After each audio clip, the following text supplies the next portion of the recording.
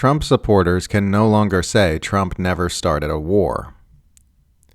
I'd like to point out that the entire MAGA talking point about how Trump never started any new wars has officially been invalidated because of Yemen.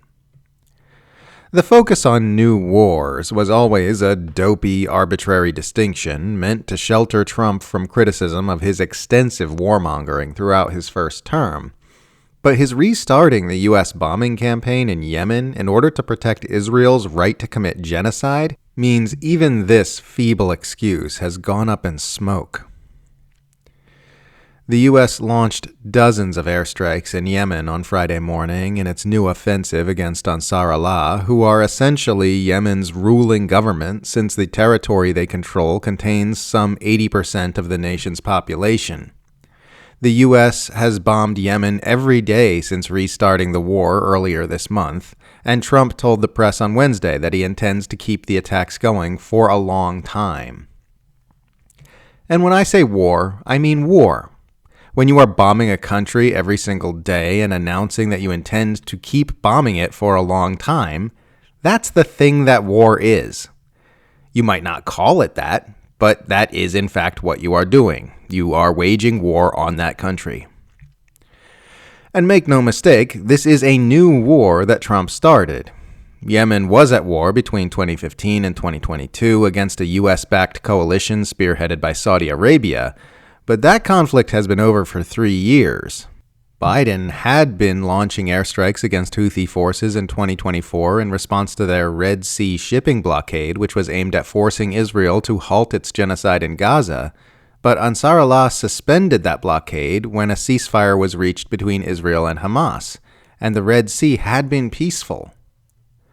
That all ended when Trump began sabotaging the ceasefire and failed to use the White House's immense leverage to force Israel to abide by its agreement with Hamas.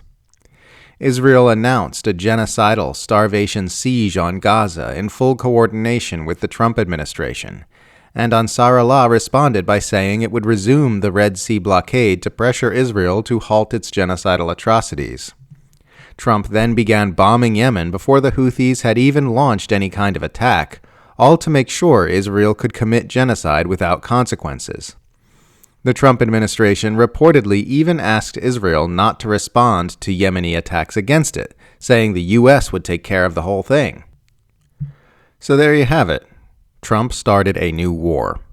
There was peace, and then Trump actively sabotaged it, committing instead to a long-term war so needlessly that his own cabinet was seen in a leaked group chat questioning the decision and trying to come up with reasons why it was even necessary. Face it, Trumpers, you've been had. You voted for a president who told you he was going to end the wars, and he started a new war and was backing an active genocide within weeks of taking office. You voted for a president who said he'd protect free speech, and he's stomping out free speech throughout the United States to silence criticism of Israel. You voted for a president who said he'd put America first, and he's putting Israel first. Mark Twain said, "It's easier to fool people than to convince them that they have been fooled."